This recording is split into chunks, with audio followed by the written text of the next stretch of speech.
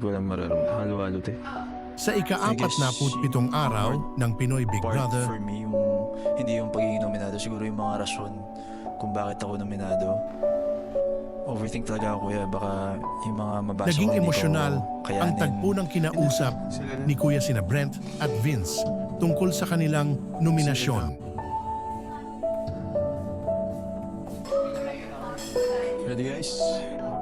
Sa buong stay ko dito, wala pa naglakas loob sa akin na i-confront ako, Makikita ang bigat ng damdamin sa kanilang mga mukha habang inilahad ni Kuya ang mga dahilan.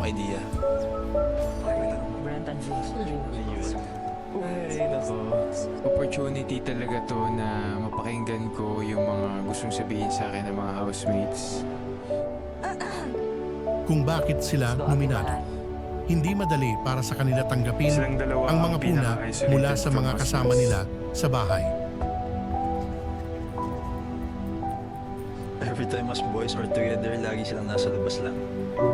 May sense of guilt, pero at the same time, gusto ko rin malaman nila.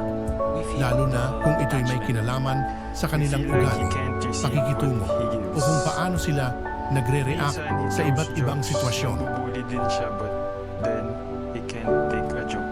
Hindi ako nag-agree yung hindi ko kaya tumanggap ng joke. Kaya kong tumanggap ng joke, pero kasi talaga yung joke Pero na na-offend sa kabila ako ng is sakit, joke na makikita sa rin likod ang ko. maturity ni na Brent at Vince sa pagtanggap ng feedback. Salita na hindi po kami naging komportable. May lungkot. But then again, alam ko naman na natanggapin nila yun full-heartedly. Ang ganitong mga moments sa loob ng bahay ni Kuya ay hindi lang basta drama. Isa itong mahalagang parte ng paglago ng bawat housemate. I guess I can say na we really made the right decision. Madami doon talaga was regarding my Isa ring paalala sa atin na mahalagang marunong tayong makinig, mag-reflect at tanggapin ang ating mga kahinaan. Ayos ang choice of word niya sa pakikipag-usap, pagkakausap sa amin. May time na na-offend ako sa reaction niya nung may nagawa akong mali.